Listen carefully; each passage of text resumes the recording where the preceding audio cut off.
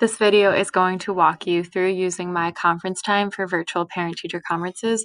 For your first time on My Conference Time, you'll be taken to a page that looks something like this. You'll see your school here.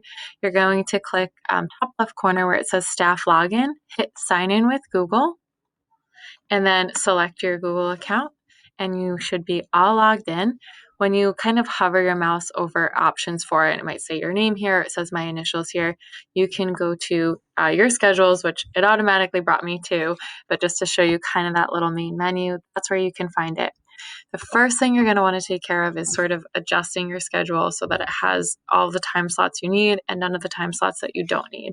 So two main buttons that you're going to use for that is you can delete a time slot by hitting the red X next to any time slot. So if, for example, I'm not going to be available for conferences on Tuesday night, I can delete my Tuesday conferences by scrolling, clicking the X, and hitting OK. If I accidentally delete a time conference or I need to add a new slot in, I simply come up here to the top of the day and I hit Add Time Slot. I set the starting time. So maybe this is going to be, a 12 o'clock p.m., not a.m. and I set the ending time. The number of openings would be 1, and I would hit Add New Time Slot. Okay, so again, to delete, simply hit the X. To add a new time slot, hit the plus sign, because you will have sort of extra time slots there, especially on Tuesday and Wednesday when you have sort of the flexibility. Couple of things to show you while we're here is, number one, you can actually sort of block off or reserve a time slot. How you would do that, let's just say I wanted to reserve 4:11 to 4:21. I would hit that edit button, and for number of openings, I would just set it to be 0 instead of 1. I would hit Save Changes. It's going to kind of gray it out for me, and it's going to say 0 available, just like it does up here. That's been blocked out too.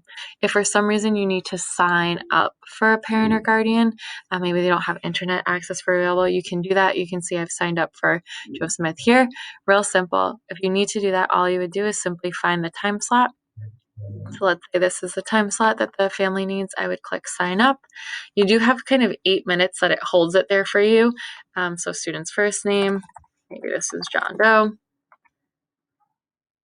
Anything else doesn't need to be filled out, but you could fill it out if needed and hit sign up. And that is all set. You can always change this if you needed to cancel this registration. No big deal. So I'm going to go back to my schedule here. I see John Doe, Joe Smith. They're all set.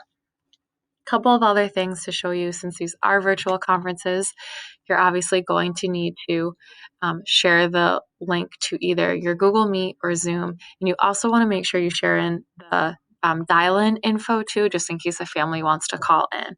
So where you put that information so that it's accessible is you sort of hover over where it says options for your name, go to your account info, and scroll down where it says additional info displayed to registered participants.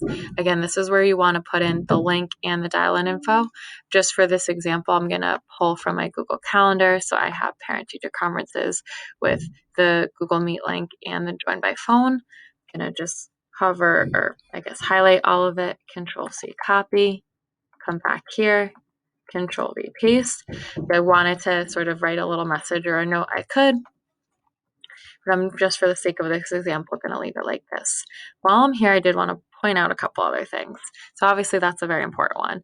Other little things that you might want to check out though are, if you don't really want to receive conference sign-up emails, you can uncheck this. You can keep it checked off, and every time a parent or family signs up, you'll get an email notification. You can also edit the name to display on the website. So this might come in handy if you're like a co-teacher or you're a team teacher and you're going to be sort of combining forces for virtual conferences with people. You can actually set it to, let's just say, for example, a team name. So 6 Purple, if you're all going to do conferences together. I'm just going to keep it as my initials right now. Just remember, any changes you make here, you would do save account info, just so you make sure anything you adjust is there. For sign up like my SPED teachers, co-teachers, specialists, one thing you might want to check out is the Find Student button. So as you're trying to kind of track down kids on your caseload, for example, you can actually enter first name, last name, or email address and find a student. So for example, Ryan, there's not going to be a Ryan right now because no one signed up for conferences. If there were, you would be able to see there. So you can kind of keep tabs on your students' virtual conferences if you sort of share students. I'm going to go back to the schedule and show you one last thing. You also have the option where it says schedule options to print your schedule. So obviously going to come in handy come the 14th, 15th, 16th. You can print with names and open time slots, all that good stuff. So you just click your option. I know I don't have that many signups right now, and it would have this nice little printout sheet for you that you can click print on. So that's a little overview of using My Conference Time for virtual parent-teacher conferences.